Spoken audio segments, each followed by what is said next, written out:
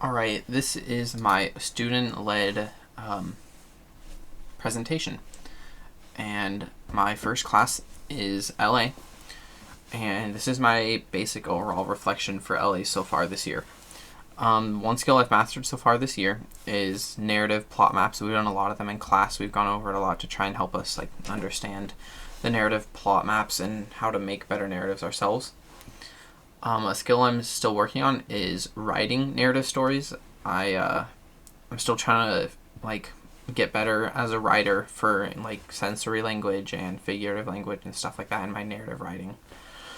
My biggest concern about this class is getting my work in on time, and this ties directly in with my grades. If you look at my grades here, which we can zoom in on, I have turned every single thing in late, and that's kind of my problem, is I procrastinate and don't turn my work in on times, and so I have a bunch of zeros because I'm never turning my work in on time, and that's also why my concern is getting my stuff turned in on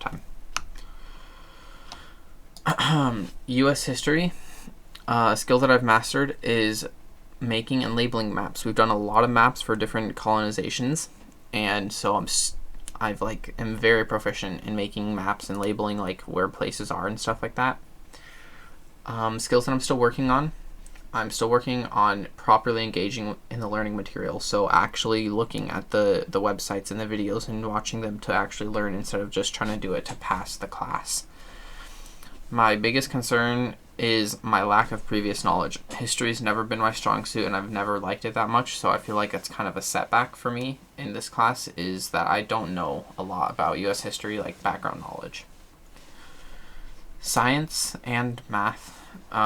We just have the 3 grades. I have one thing not turned in, as you can see here, right here. And my teacher feedback for science is that actually, I got similar feedback from both my science teacher and my math teacher, and they're both concerned, once again, with my procrastination, and they say that I need to be working harder on getting my work in on time and staying on task and staying on track. Make sure that I'm turning my work in, make sure that I'm getting it all done and not falling super hard behind and just getting off track. And then for goals, I have my semester goals.